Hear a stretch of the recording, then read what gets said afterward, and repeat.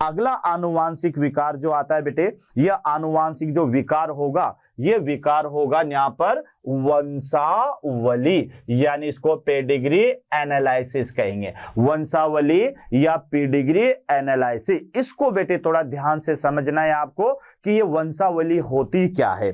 तो जो बेटे आनुवांशिकी लक्षण होते हैं, यह आनुवांशिकी लक्षणों के आधार पर किसी वंश के इतिहास के बारे में पता करना, ये कहलाता है वंशावली या फिर पेडिग्री एनालिसिस। इसमें क्या होता है कि जो आनुवांशिक रोग होते हैं बेटे, ये एक पीढ़ी से दूसरी पीढ़ी में जाते हैं। तो आनुवांशिकी रोगों का एक पीढ़ी से दूसरी पीढ़ी में जो स्थानांतरण है, इसके बारे में पता लगाने के लिए भी अपन इसका पेडिग्री एनालिसिस का उपयोग करेंगे। और पेडिग्री एनालिसिस में होता यह है बेटे कि यहाँ पर जो आनुवांशिक लक्षण होते हैं वह एक पीढ़ी से दूसरी पीढ़ी में स्थानांतरित होते हैं, और इन लक्षणों के स्थानांतरण के आधार पर, यानी मनुष्य के वंश के पूर्वजों के बारे में जानकारी लेना, ये वंशावली विश्लेषण कहलाता है। तो यहां आप देखिएगा कि वंशावली विश्लेषण क्या है बेटे, कि वंशागति के आधार पर, यानी वंशागति के आधार पर किसी वंश के इतिहास का पता लगाना, किसी वंश के इतिहास का पता लगाना। तो ये आप थोड़ा सा याद रखना कि वंशावली विश्लेषण का मतलब होता है कि वंशागति के आधार पर किसी वंश के इतिहास का पता लगाना। तो किसी वंश के इतिहास का पता, अब वंशागति क्या है, तो वंशागति में भी आपको याद रखना है कि अब इसको कहते किसे हैं, तो आनुवांशिकी लक्षण, आनुवांशिकी लक्षणों के एक पीढ़ी से दूसरी पीढ़ी में स्थानांतरण के आधार पर, स्थानांतरण के आधार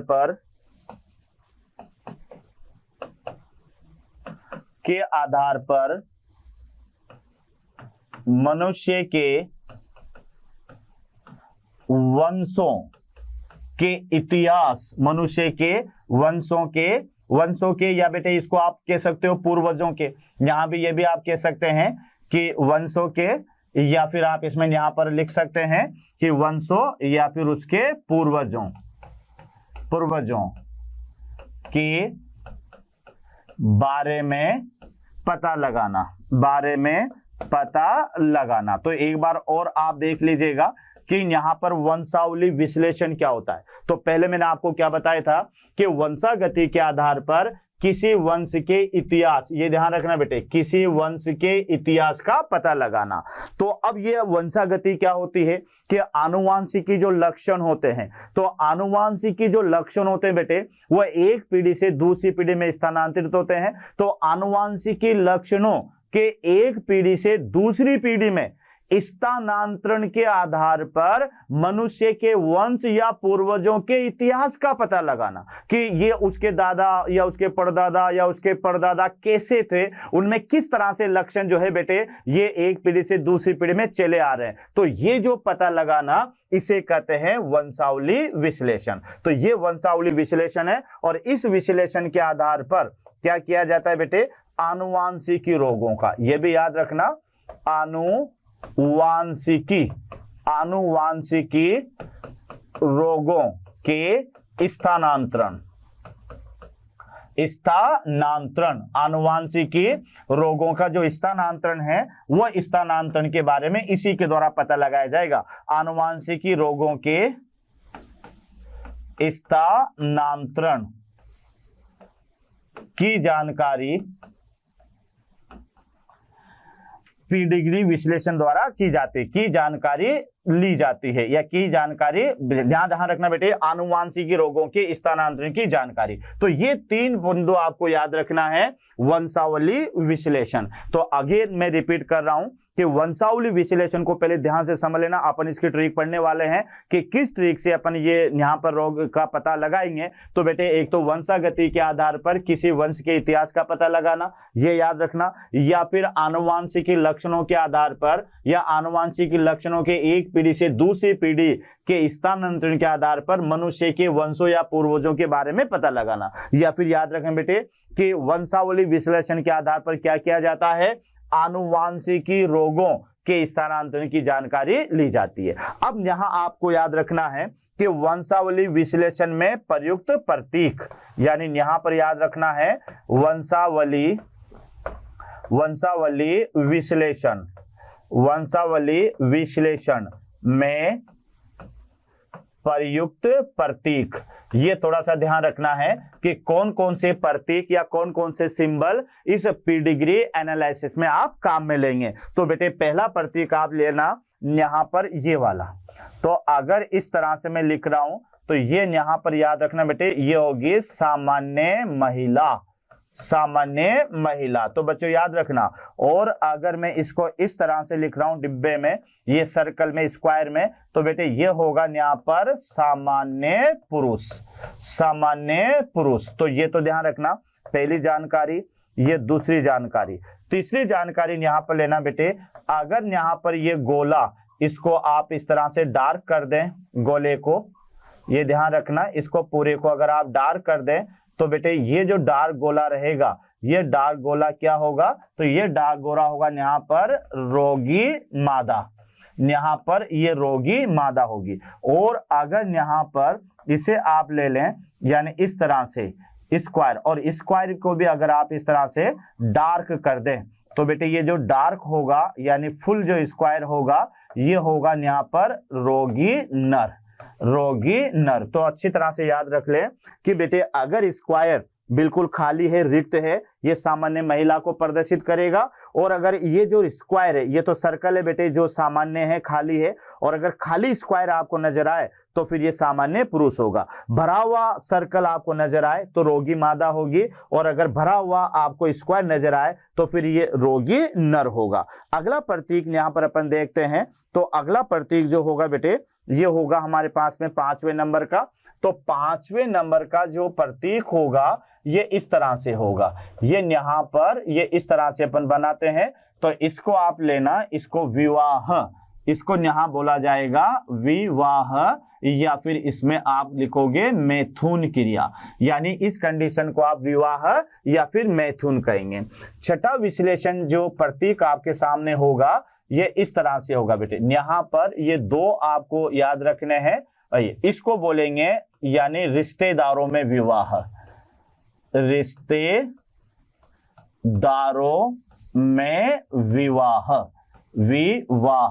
रिश्तेदारों में विवाह। तो बच्चों याद रखना कि अगर यहां पर केवल इस तरह से आए नॉर्मल, तो ये तो विवाह होगा या फिर मैथुन होगा। अगर 2 लाइन आ जाए तो फिर ये रिश्तेदारों में विवाह होगा, यानी नजदीकी संबंध, है ना, नजदीकी संबंध में, ये जैसे मान लेते हैं चाचा चाचा में या खाला खाला में या पुप्पो, जिस तरह से भी बेटे नजदीकी संबंध होगा उनमें विवाह होगा। तो इसको आप ये प्रतीक से याद रखेंगे। चौथा आप यहाँ पर 7वें नंबर का जो प्रतीक है वह इस तरह से याद रखेंगे कि ये यहाँ पर अपन ने लिया है, तो यहाँ, और इसके बाद में ये अगली जेनरेशन यहाँ पर लें तो मान लेते हैं इस तरह से यहाँ पर ये संतानें यहाँ उत्पन्न हो रही है, ये कोई सी भी संतानें हैं, अपन ने यहाँ पर ये बनाया। तो बेटे ये यहाँ पर तो कहलाएगा जनक, और ये कहलाएगी इसकी संतति, ये इसकी कहलाएगी संतति। तो ये तो प्रथम पीढ़ी होगी और ये इसकी दूसरी पीढ़ी होगी। तो ये तो याद रखना है कि ये तो प्रतीक है। अब यहां मैं आपको बता रहा हूं, बेटे कि यहां पर इसको निकालेंगे कैसे। तो यहां वंशावली जो विश्लेषण है ये 2 विधि के आधार पर निकाला जाता है। तो वंशावली विश्लेषण का ज्ञात करने का तरीका ये आपको याद रखना है। वंशावली विश्लेषण के ज्ञात करने का तरीका,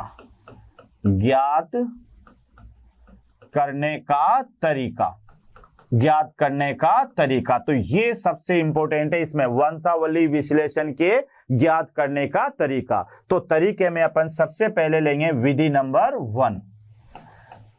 विधि नंबर 1, तो ये थोड़ा सा याद रखना है। पहली विधि अपन लेंगे कि रोगी, यहां पर याद रख बेटे,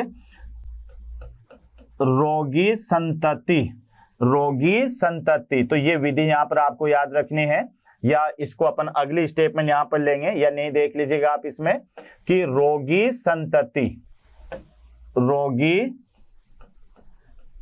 संतति, रोगी संतति के जनक भी रोगी होंगे, रोगी होंगे। ये आपको पहला स्टेप याद रखनी है कि रोगी संतति के जनक भी रोगी होंगे।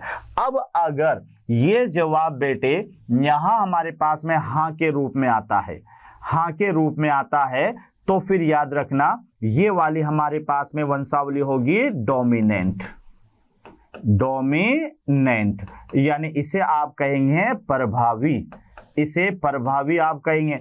अगर जवाब हमारे पास में नहीं के रूप में आता है तो फिर इसे आप कहेंगे अप्रभावी, यानी रिसेसिव, रिसेसिव, यानी यह है अप्रभावी। तो एक तो आप यहां पर अच्छी तरह से देख ले कि बेटे यहां पर पहला बिंदु था हमारे पास में कि वंशावली विश्लेषण को ज्ञात करने की विधि। तो पहली विधि यहां पर है कि रोगी संतति के जनक भी रोगी होंगे, यानी यहां आप देख लें कि रोगी संतति के जनक रोगी कैसे होंगे कि यहां पर ये हमारे पास में ये कोई बेटे जनक है, और यहां हम यहां पर ये बनाते हैं कि ये यहां पर कोई लड़का है, ये यहां पर लड़की है, और बेटे ये लड़का है।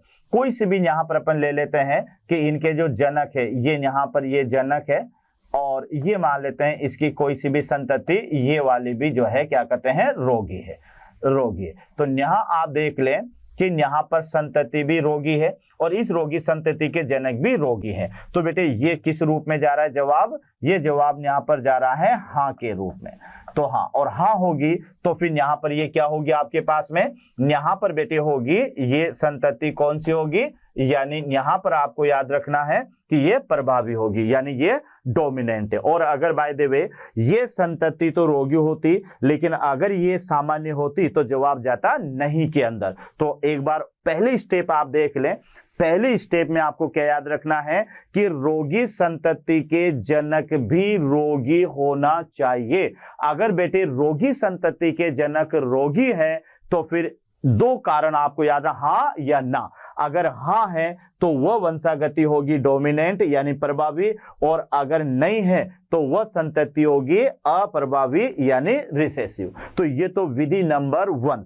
अब यहां पर आगे चलते हैं विधि नंबर 2। तो यहां इसकी जो विधि नंबर 2 है, विधि नंबर 2, तो विधि नंबर 2 में ध्यान रखना हमारे पास में दो वंशागति आई थी, प्रभावी और अप्रभावी। तो यहां मैं लिख रहा हूं कि ये हमारे पास में है डोमिनेंट, डोमिनेंट, ये आगे से यहाँ पे, और दूसरी रेशियो हमें जो प्राप्त हुई थी वो हुई थी बेटे रिसेसिव, रिसेसिव। तो डोमिनेंट यानी ये तो क्या है प्रभावी, और ये है इसको आप क्या कहोगे अप्रभावी। ये कैसे प्राप्त हुई तो याद है ना कि जवाब अगर हाँ में आया था तो बेटे प्रभावी, और जवाब अगर नहीं में आया है तो फिर वह है अप्रभावी। तो यहां थोड़ा सा आपको याद रखना है कि इस तरह से आपको, यानी यहां आपको याद रखना है कि जवाब अगर यहां पर हाँ में आएगा, यानी यहां याद रखना जवाब यहां पर हाँ में था, तो हाँ में था तो उसे प्रभावी कहा था। यहां जवाब बेटे नहीं में था तो उसे आपने कहा था अप्रभावी, अप्रभावी। तो अब आप देखो कि अगर प्रभावी है तो स्टेप नंबर 2 में क्या याद रखना है कि यहां पर रोगी, रोगी नर, ये ध्यान रखना, रोगी नर के पिता, रोगी नर की माता आएगी बेटे यहां पर, रोगी नर की माता, ये थोड़ा ध्यान रखना, ये स्टेप है, यही सबसे मेन है इसमें। रोगी नर की माता, रोगी नर की माता व पुत्रियां, व पुत्री, रोगी होंगे, पुत्री रोगी होंगे, ये आपको याद रखना है। यानी अगर प्रभावी है तो आपको इसको नर के रूप में याद रखना है कि रोगी नर की माता और पुत्रियां भी रोगी होगी। अब यहां पर अगर जवाब बेटे हाँ में जाता है, अगर जवाब यहां पर हाँ में जाता है तो फिर याद रखना ये होगा सेक्स लिंक यानी लिंग संलग्न वंशागति, जिसको आप कहोगे सेक्स लिंक से, इसको बोलेंगे लिंग संलग्न, लिंग संलग्न यानी लेंगे। और जवाब अगर यहां पर नहीं में जाता है तो फिर यह वंशागति होगी बेटे यानी ऑटोसोमल यानी अलिंगी। तो ये थोड़ा सा याद कर लें कि अगर आपके पास में रिजल्ट डोमिनेंट के रूप में आया है, ये ध्यान रखना, रिजल्ट कैसा आया है, डोमिनेंट के रूप में आया है। तो डोमिनेंट के रूप में अगर रिजल्ट आया है तो बेटे यहां पर आपको देखना है कि रोगी नर की माता और पुत्रियां, यानी पुत्रियां कर सकते हैं आप, पुत्रियां रोगी होंगे, है ना, रोगी होंगे। जैसे आप समझ सकते हैं कि यहां पर रोगी नर की माता और पुत्रियां रोगी होंगे।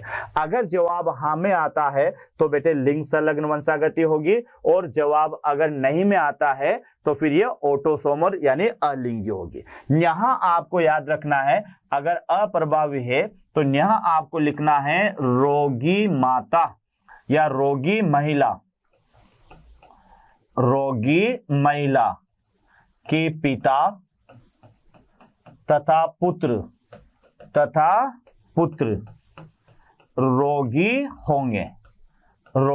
होंगे। समझना, पहले यहां पर रोगी नर था, उसकी माता और पुत्रियों के बारे में देखा, यहां रोगी महिला है, उसके पिता और पुत्र के बारे में देखा। अब वही यहां से दो रिजल्ट मिलेंगे। अगर जवाब बेटे हाँ आता है, अगर जवाब यहां पर क्या आता है, हाँ आता है, तो हाँ जवाब अगर आता है यानी हाँ, तो बेटे ये यहां पर होगी वही लिंग संलग्न यानी सेक्स लिंक, यानी इसको बोलेंगे लिंग सहलग्न वंशागति। और अगर जवाब यहां पर नहीं आता है तो फिर ये वही होगी बेटे यानी ऑटोसोमल यानी अलिंगी। तो बेटे ये दो विधियां हैं जिसके आधार पर आपको पी डिग्री विश्लेषण ज्ञात करना है। विधि नंबर 1, तो विधि नंबर 1 में क्या होगा कि रोगी संतति के जनक भी रोगी होंगे। ये पहले याद करें, क्या बोला मैंने, रोगी संतति के जनक भी रोगी होंगे। जवाब हाँ में आता है तो फिर डोमिनेंट होगी, जवाब नहीं में आता है तो रिसेसिव होगी। ये तो पहली विधि याद करना। अब बेटे दूसरी विधि में जो डोमिनेंट है, तो यहां आपको याद रखना है कि रोगी नर की माता और पुत्रियां भी रोगी होगी। अब जवाब अगर हाँ में आता है तो लिंग संलग्न वंशागति, और जवाब अगर नहीं में आता है तो अलिंगी वंशागति। दूसरा यहां पर है अगर अप्रभावी, तो अप्रभावी का मतलब है रोगी महिला के पिता और पुत्र ये क्या होंगे, रोगी। ये याद करना। अब अगर ये जवाब हाँ में आता है, ये जवाब बेटे यहां पर अगर हाँ में आता है, ये जवाब अगर यहां पर हाँ में आता है तो ये लिंग संलग्न वंशागति होगी, और जवाब नहीं में आता है तो फिर ये ऑटोसोमल यानी अलिंग वंशागति होगी। तो यहां आगे अपन देखते हैं यानी वंशावली विश्लेषण के प्रकार। यहां पर होगा हमारा अगला वंशावली विश्लेषण के प्रकार। वंशावली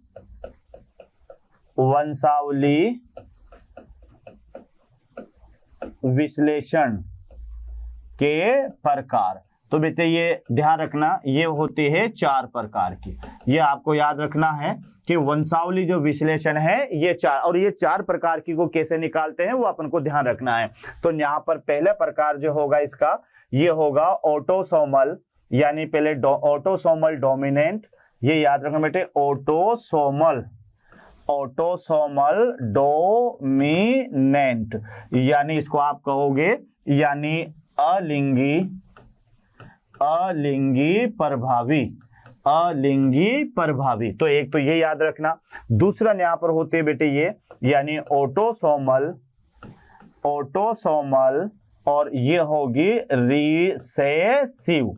ऑटोसोमल रिसेसिव यानी इसको आप कहोगे अलिंगी अप्रभावी। तो दूसरे नंबर की जो वैक्सीनेशन है ये है ऑटोसोमल यानी रिसेसिव। तीसरे नंबर की याद रखना बेटे, ये है हमारे पास में sex link dominant. Sex link dominant यानी इसे आप कहेंगे लिंग संलग्न, इसे आप कहेंगे लिंग संलग्न और साथ में प्रभावी, लिंग संलग्न प्रभावी। और चौथे नंबर की जो होगी यहाँ पर, ये चौथे नंबर की होगी बेटे हमारे पास में यानी सेक्स लिंक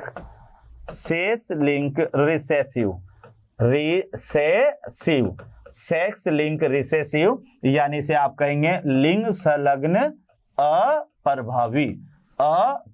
तो बच्चों अच्छी तरह से याद कर लें कि यहां पर हमारे पास में ये वंशावली विश्लेषण के प्रकार, तो वंशावली विश्लेषण के प्रकार में ये 4 उदाहरण आपको याद रखना है। 4 प्रकार बच्चों याद रखना है कि पेडिग्री एनालिसिस जो है ये 4 प्रकार की होती है। पहली तो ऑटोसोमल डोमिनेंट है, फिर ऑटोसोमल रिसेसिव है, सेक्स लिंक डोमिनेंट है और सेक्स लिंक रिसेसिव है। अब इनको निकालते कैसे हैं, यानी ये आपको बेटे एक चार्ट दिया जाएगा और उस चार्ट के आधार पर ये बताया जाएगी कि कौन सी वंशागति कैसी है। तो आइए अपन देखते हैं कि यहाँ पर इनके उदाहरण यहाँ पर अपन देखते हैं। तो यहाँ पर अपन देखते हैं इसके उदाहरण।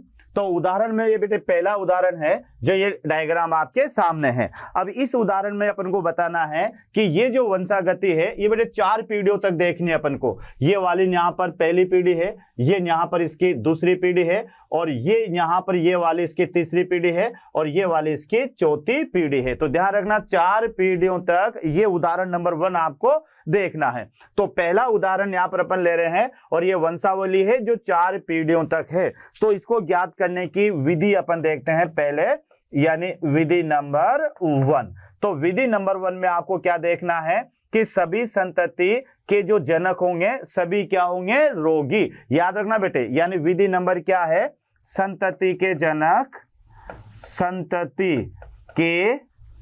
कौन सी संतति बेटे, रोगी, यानी रोगी संतति के जनक रोगी होंगे। अब यहां पर देखो बेटे, रोगी संतति के जनक रोगी होंगे, हाँ या ना में जवाब देना है। तो यहाँ पर ये संतति रोगी, इसका जनक भी बेटे रोगी है। यहाँ पर यहाँ पर संतति में कोई रोग नहीं है तो जनक कोई रोगी नहीं है, लेकिन यहाँ पर संतति रोगी है तो इसका जनक भी रोगी है। यानी यहाँ पर जवाब क्या जाएगा, यहाँ जवाब जाएगा हाँ। तो बेटे हाँ, यहाँ पर जो जवाब गया ये जवाब हमारा किस में गया, ये जवाब गया हाँ में। तो जब हाँ में जवाब गया तो बेटे हाँ में जवाब गया तो फिर ये हमारे पास में क्या है, यानी ये है डोमिनेंट।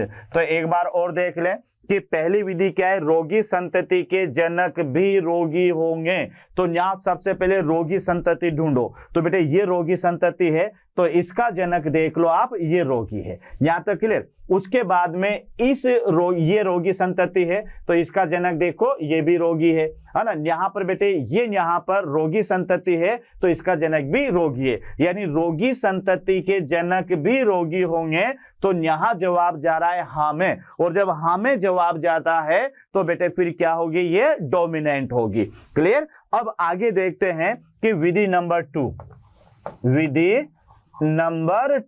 तो विधि नंबर 2 क्या है बेटे, अगर डोमिनेंट है, अगर यहाँ हाँ में जवाब आया है तो बेटे ये डोमिनेंट है। और अगर डोमिनेंट वाली होती है तो फिर आपको देखना है कि यहाँ पर रोगी नर, यहाँ पर आपको देखना है कि रोगी नर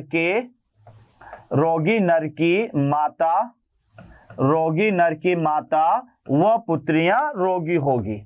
रोगी नर की माता व पुत्रियां रोगी होगी।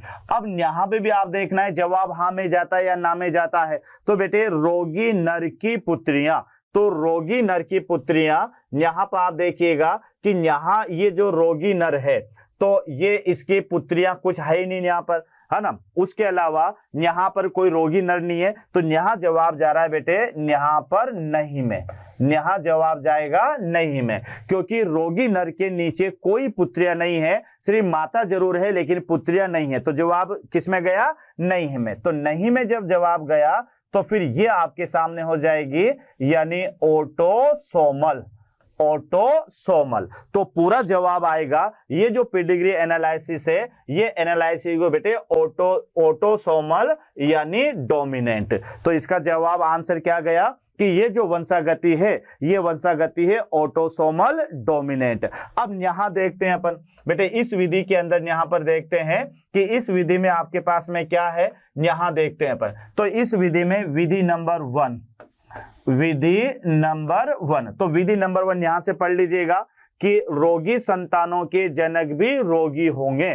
तो बेटे ये यहाँ पर रोगी संतान है, ये रोगी संतान है, तो इसके जनक कोई रोगी नहीं है ना। ये यहाँ पर रोगी संतान है, इसके यहाँ पर जनक कोई रोगी नहीं है। तो पहली विधि में जवाब जाएगा नहीं, पहली विधि में जवाब जाएगा नहीं। देख समझना ध्यान से कि विधि नंबर 1 क्या कहती है, रोगी संतति के जनक भी रोगी होंगे। तो यहाँ रोगी संततियां जो है उनके जनक रोगी नहीं है, और जवाब जब नहीं में जाएगा तो ये वंशागति होगी रिसेसिव, यानी ये होगी हमारे पास में अप्रभावी, ये अप्रभावी। विधि नंबर 2 में अपन को क्या देखना है, विधि नंबर 2 में अपन को ये देखना है बेटे कि यहां पर जो अगर रिसेसिव आता है, तो रिसेसिव आता है तो हमें यहां पर देखना है कि रोगी यानी रोगी महिला, रोगी महिला, रोगी महिला के पिता,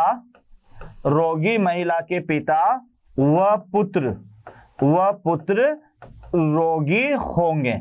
यहां पर अगर बेटे अप्रभावी रूप में आता है तो महिला के पिता और पुत्र के बारे में जाना जाता है, और अगर यहाँ पर डोमिनेंट आता है तो फिर यहाँ पर जो है नर है उसकी माता और पुत्रियों के बारे में जाना जाता है। तो विधि नंबर 2 है रोगी महिला के पिता व पुत्र रोगी होंगे। तो जवाब क्या जाएगा बेटे, यहाँ पर जवाब देखो रोगी महिला के पिता व पुत्र, तो रोगी महिला ये है। अब रोगी महिला के जो पिता है वह सामान्य है, तो यहाँ पर जवाब जाएगा यानी नहीं। और जब नहीं के रूप में जवाब जाएगा तो ये होगा बेटे यहाँ पर ऑटोसोमल, ऑटोसोमल। तो यहाँ इसका जो आंसर जाएगा, ये आंसर जाएगा बेटे ऑटोसोमल, ऑटोसोमल रिसेसिव, रिसेसिव, यानी इसको आप कह सकते हो ये वंशागति है अलिंगी अप्रभावी वंशागति, जिसका उदाहरण है सिकल सेल एनीमिया,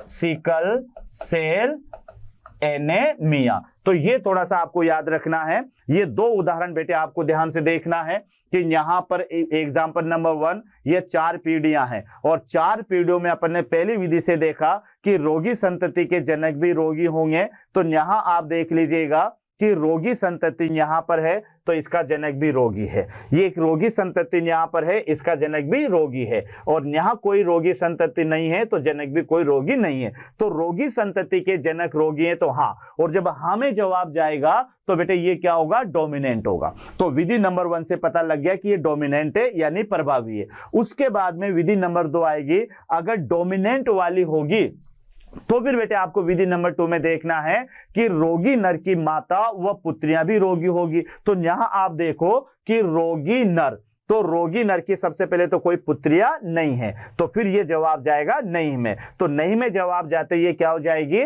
ऑटोसोमल हो जाएगी। तो ये वंशागति है ऑटोसोमल डोमिनेंट यानी अलिंगी प्रभावी। यहां आप देखो बेटे उदाहरण नंबर 2 में ये 3 पीढ़ी आपको दे रखी है।